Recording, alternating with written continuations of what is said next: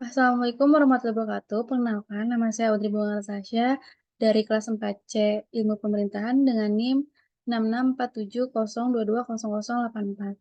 Sini saya akan mempresentasikan eh, perbandingan negara ideologi komunis Cina dan Laos. Nah, dibuatnya video ini adalah untuk memenuhi UTS mata kuliah perbandingan politik. Pendahuluan berasal dari pemikiran Karl Marx dan Friedrich Engels, komunisme mendukung penghapusan kepemilikan pribadi, pembentukan masyarakat tanpa kelas, dan kepemilikan bersama atas sarana produksi. Meskipun muncul dalam berbagai konteks sejarah, komunisme memiliki dampak yang besar, memicu revolusi, membentuk gerakan politik, dan memicu debat yang intens tentang tata kelola ekonomi dan keadilan sosial. Salah satu prinsip inti komunisme adalah kritik terhadap kapitalisme dan eksploitasi kelas pekerja oleh borjuasi. Menurut Marx and Engels, kapitalisme secara alamiah menciptakan ketidaksetaraan dan perpecahan sosial dengan borjuasi mengumpulkan kekayaan dan kekuasaan, sementara proletariat menderita. Komunisme berusaha untuk mengatasi ketidakadilan ini dengan menghapus kepemilikan pribadi dan menyebarkan kekayaan dan sumber daya secara adil di seluruh masyarakat. Secara teoritis, tujuan komunisme adalah menciptakan masyarakat tanpa kelas di mana semua orang memiliki kesempatan yang sama untuk sumber daya dan peluang, mengakhiri kemiskinan, penindasan, dan eksploitasi. Komunisme itu muncul sebagai respons terhadap kapitalisme pada abad ke-19, di mana sistem tersebut memberikan prioritas pada pemilik individu sementara mengabaikan kepentingan buruh. Istilah komunisme seringkali bercampur dengan Marxisme dan menjadi ideologi yang diadopsi oleh partai komunis di seluruh dunia. Ideologi ini berasal dari pemikiran Lenin dan seringkali disebut sebagai Marxisme-Leninisme. Dalam konsep komunisme, perubahan sosial harus dimulai dari peran aktif partai komunis. Singkatnya, perubahan sosial dimulai dari buruh, tetapi organisasi buruh hanya dapat berhasil jika diatur di bawah dominasi partai. Partai Komunis juga memainkan peran penting melalui Politbiro sebagai pusat pemilikan strategis. Dalam esensinya, perubahan sosial hanya dapat terjadi jika diprakarsai oleh Politbiro. Hal ini menyebabkan komunisme menjadi kurang relevan dan kehilangan daya tariknya. Komunisme sebagai gerakan anti-kapitalisme menggunakan sistem sosialisme sebagai alat kekuasaan di mana kepemilikan modal oleh individu dibatasi secara signifikan.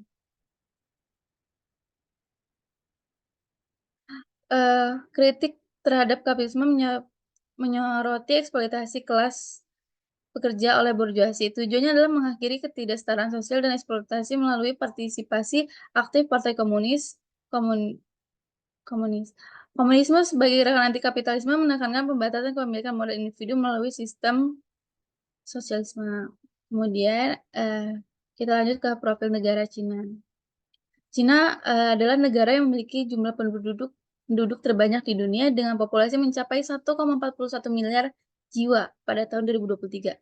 Selain itu, Cina juga merupakan salah satu negara terbesar di dunia dengan luas wilayah mencapai 9.564.960 km persegi, menjadikannya negara terbesar. Kemudian dari segi ekonomi, Cina menduduki posisi teratas sebagai negara dengan ekonomi terbesar di dunia dengan pendapatan bruto domestik atau PDB mencapai USD 24,86 triliun pada tahun 2021. Selain itu, Cina juga merupakan produsen utama berbagai komoditas penting seperti emas, perak, tembaga, batu bara, dan lainnya. Pendapatan per kapita di Cina mencapai 17,600 US dollar pada tahun 2021. Nah, menurut dari segi geografisnya, Cina terletak di benua Asia bagian timur dengan batas wilayah yang berbatasan dengan Mongolia di utara, Nepal, Bhutan, India, Myanmar, Laos, dan Vietnam di selatan, dan Korea Utara di timur. Kemudian Pakistan, Kirgistan, Kazakhstan, dan Tajikistan di barat. Kemudian kita bandingkan dengan profil negara Laos. Laos adalah sebuah negara terkurung daratan yang terletak di semenanjung Indochina, Asia Tenggara. Negara yang bernama lengkap Republik Demokratik Rakyat Laos. Rakyat Laos ini berbatasan dengan Thailand dan Myanmar di sebelah barat, sedangkan di sebelah timur Laos berbatasan dengan Vietnam. Kemudian di sebelah utaranya berbatasan dengan Republik Rakyat Cina. Secara astronomis, Laos berada di antara 14 LU sampai 22 LU dan 100 BT sampai 108 BT. Laos memiliki luas wilayah sebesar 236.800 km persegi, dengan jumlah penduduk sebanyak 3.564 jiwa pada tahun 2021. Mayoritas penduduk Laos adalah beragama Buddha, yaitu sekitar 64,7% dari total penduduk Laos. Sedangkan sekitar 31,4% memilih untuk tidak beragama dan sekitar 1,7% adalah agama Kristen. Bahasa resmi Republik Demokratik Rakyat Laos adalah bahasa Laos.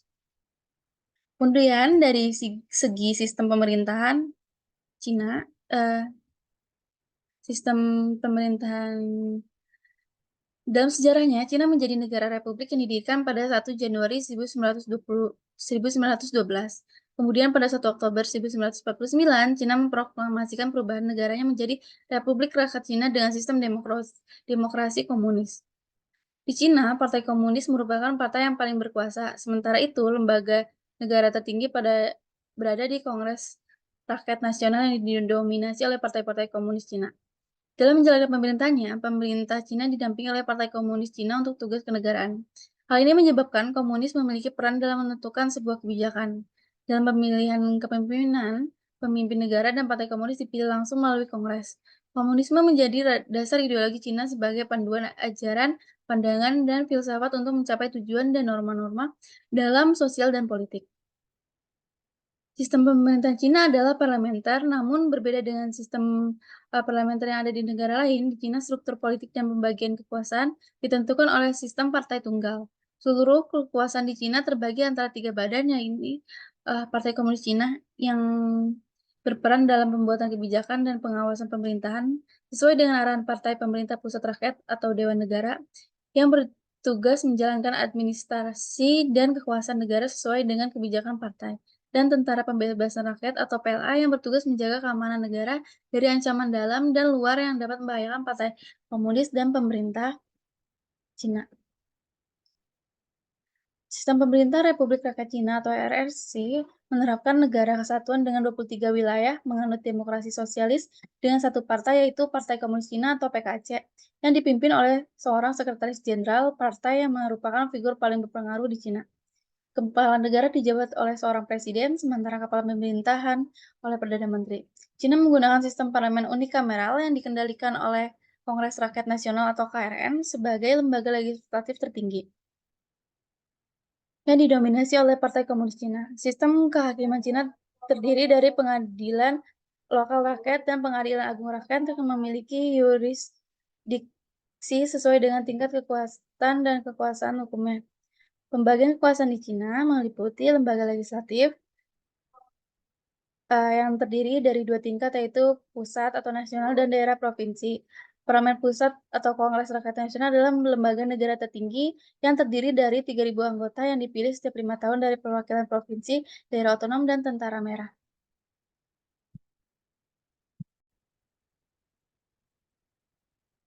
Kemudian tugas parlemen meliputi pembuatan undang-undang, perencanaan ekonomi, penyusunan anggaran pendapatan dan belanja negara, serta pemilihan, penunjukan, dan pemberhentian kepala negara atau presiden dan kepala pemerintahan atau perdana menteri.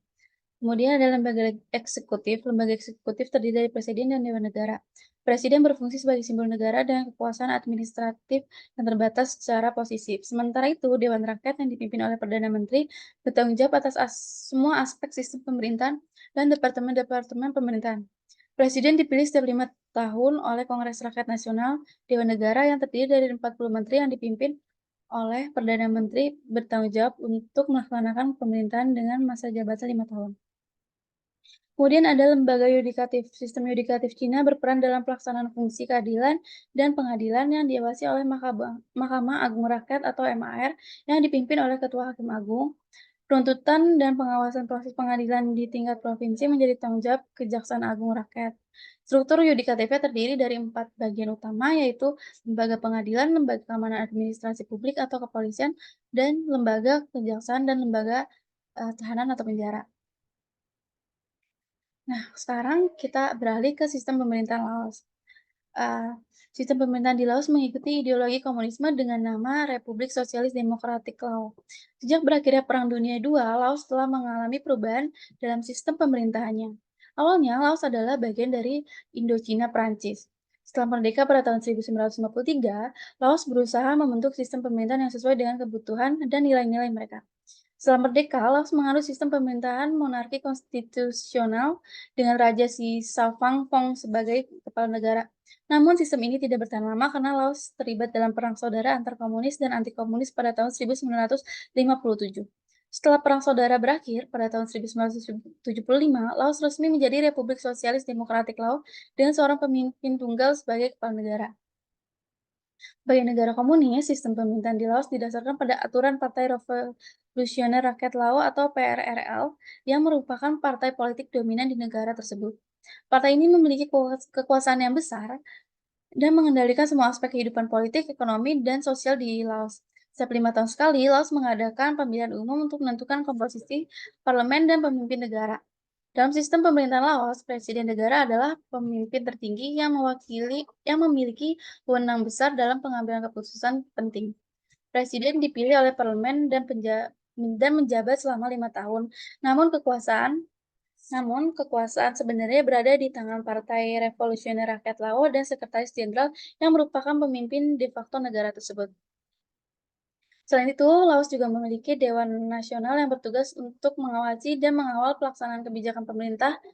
Dewan Nasional terdiri dari perwakilan berbagai kelompok masyarakat seperti pekerja, petani, dan etnis minoritas. Dewan Nasional bertindak sebagai badan legislatif di Laos dan bertanggung jawab atas pembuatan undang-undang dan kebijakan negara. Kemudian, sistem kepartaian. Nah, pertama kita akan membahas sistem kepartaian di Cina. Struktur politik di Cina terdiri dari 2 entitas utama yang terhubung secara vertikal, Partai Komunis Cina atau PKC dan pemerintah negara. PKC memiliki otoritas yang sangat besar karena menjadi kekuatan dominan dalam pemerintahan Cina. Sistem pemerintah terpusat di tingkat pusat, di mana kepala negara memiliki wewenang dalam kebijakan luar negeri.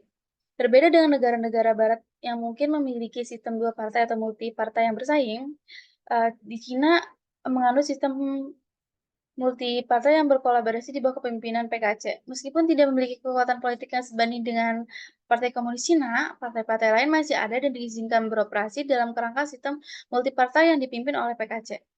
Dalam menjalankan pemerintahannya, pemerintah Cina didukung oleh PKC sebagai satu-satunya partai yang berkuasa. Sistem politiknya mencakup struktur eksekutif, legislatif, dan juga yudikatif, serta kelompok politik, kepentingan, penekan, dan media. Kekuasaan di Cina dibagi antara 3 badan, yaitu PKC, Pemerintah Pusat Rakyat atau Dewan Negara, dan Tentara Pembebasan Rakyat atau PLA. Nah, sedangkan di Laos, Laos memiliki sistem partai tunggal yang dikenal sebagai Lao People's Revolutionary Party atau LPRP. Partai ini memegang peranan dominan dalam sistem politik negara Laos. Menurut konstitusi Laos, LPRP diakui sebagai inti pimpinan dalam sistem politik Laos. Partai ini merupakan pusat kebijakan dan kecerdasan serta merupakan perwakilan dari kepentingan rakyat dari berbagai lapisan masyarakat. LPRP memiliki kekuasaan untuk merumuskan kebijakan pembangunan nasional, menemukan solusi untuk masalah-masalah utama, serta mengendalikan dan mengawasi aktivitas kader partai, anggota partai, lembaga negara, dan juga organisasi massa. Sistem partai tunggal ini menunjukkan bahwa hanya ada satu partai yang menduduki kekuasaan di Laos, yaitu Lao People's Revolutionary Party atau LPRP. Partai ini memiliki kekuasaan yang sangat besar dalam menentukan kebijakan pemerintahan dan pembangunan nasional. Selain itu, partai ini juga memiliki peran dalam menentukan presiden dan perdana menteri, serta mengawasi aktivitas pemerintah dan lembaga negara lainnya. Sistem politik di Laos ditandai dengan aturan otoriter satu partai, dengan Revolusi Rakyat Laos atau LPRP sebagai satu-satunya partai politik yang diakui. LPR LPRF LPRP memegang kekuasaan yang signifikan dalam pemerintahan negara sesuai dengan konstitusi yang diadopsi pada bulan Agustus 1991. Menurut Pasal 3 Konstitusi, LPRP ditetapkan sebagai inti utama dari seluruh sistem politik, menandakan peran dominannya dalam lanskap politik Laos. Kepala negara di Laos adalah presiden yang diangkat oleh parlemen untuk masa jabatan selama 5 tahun. Kepala pemerintahan adalah Perdana Menteri yang diangkat oleh presiden dengan persetujuan dari parlemen. Kebijakan pemerintah ditentukan oleh partai melalui lembaga-lembaga berpengaruh seperti Politbiro dan Komite Pusat. Majelis Nasional yang merupakan lembaga legislatif satu kamar memegang kekuasaan untuk menyetujui perjanjian, menyatakan perang, dan membuat keputusan penting pemerintahan. Sistem politik Laos mencerminkan republik sosialis dengan bentuk pemerintahan unitaris. Struktur politik negara ini bersifat parlementer dan Majelis Nasional memainkan peran penting dalam pemerintahan negara. Kemudian dari segi sosial dan budaya, di Cina, etnis Tionghoa menunjukkan semangat yang tinggi terhadap moralitas, di mana setiap individu diberikan kesempatan yang sama untuk mendapatkan pendidikan. Lingkungan pendidikan dalam keluarga Tionghoa memainkan peran penting dalam membimbing, mengajar, dan melatih individu dipengaruhi oleh kondisi keluarga mereka. Peran orang tua memiliki dampak besar dalam menerapkan dan meneruskan tradisi belajar yang berasal dari nilai-nilai leluhur etnis Tionghoa. Dalam keluarga Tionghoa, pendidikan karakter memiliki peran yang signifikan, di mana mereka mengajarkan anak-anak tentang sikap bakti, rendah hati, kehati-hatian, kejujuran, kasih sayang, serta semangat belajar. Menurut etnis Tionghoa, seorang yang terdidik adalah individu yang memiliki moralitas yang tinggi, mampu mengembangkan kebijakan yang mulia untuk mencapai tujuan yang luhur, dan semua orang memiliki kesempatan yang sama untuk mendapatkan pendidikan. Agama yang dipraktikkan di Cina adalah Taoisme dan Buddhisme. Taoisme itu menekankan pada perbaikan moral manusia yang tercemal dengan tujuan untuk mencapai kebijakan dan kebahagiaan yang abadi dengan menyatu dengan Tao atau kekuatan ilahi. Sementara itu, Buddhisme mengenal Buddha sebagai orang yang tercerahkan. Nilai-nilai inti Buddhisme adalah tiga perspektif. Yaitu mengingat pikiran dan tindakan, mengembangkan kebijaksanaan dan pemahaman, serta menjalani kehidupan yang moral. Tujuan umat Buddha adalah mencapai nirvana, pencerahan, dan kebahagiaan dasar yang hanya mungkin tercapai setelah semua penderitaan dieliminasi. Buddhisme juga percaya pada konsep reinkarnasi di mana siklus kehidupan terus berlanjut. Kemudian, di Cina juga ada seni menulis tanda-tanda bahasa Cina dikenal sebagai kaligrafi. Kaligrafi ini telah ada sejak abad kedua dengan tujuan untuk mengkomunikasikan gagasan sekaligus menampilkan keindahan abstrak garis-garis. Proses menulis kaligrafi Cina menggunakan kuas dengan pergerakan tangan yang luas. Kuas yang digunakan umumnya terbuat dari bambu, sementara tinta yang dipakai adalah tinta khusus untuk menulis huruf-huruf Cina yang memiliki makna mendalam. Kaligrafi Cina atau tulisan Mandarin dapat berupa gambar ataupun simbol. Kemudian ada tradisi perayaan Imlek. Tradisi perayaan Imlek adalah momen untuk menyambut kedatangan musim semi, terutama karena mayoritas penduduk Tiongkok pada masa itu menggantungkan hidup mereka pada pertanian. Para petani merasa seperti hidup kembali setelah mengalami masa kematian selama musim dingin yang suram. Mereka kembali mempersiapkan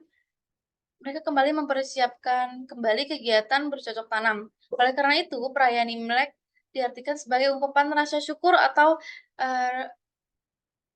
atas rezeki yang diterima selama setahun dan harapan akan kemakmuran di tahun mendatang.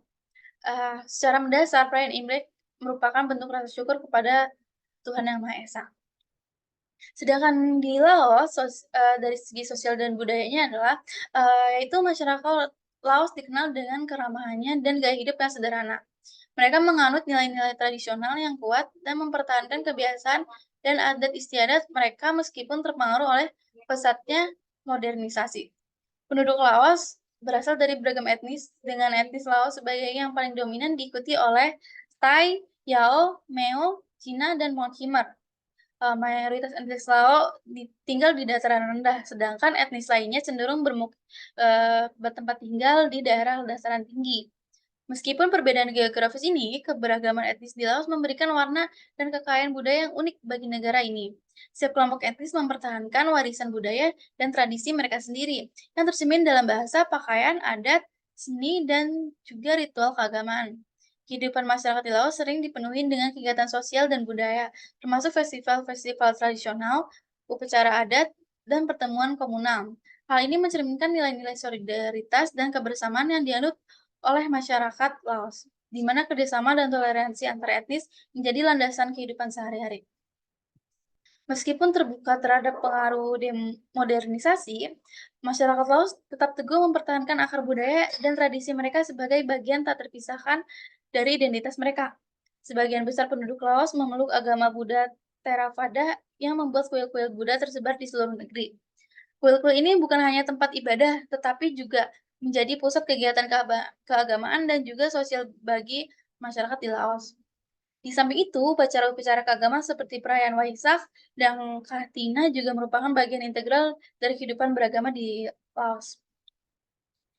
Selain kehidupan keagamaan, masyarakat Laos memiliki warisan musik dan tarian yang kaya. Musik tradisional Laos seringkali menggunakan alat musik seperti kene atau seruling bambu dan konglong atau gong perunggu, menciptakan suara yang khas dan memesona.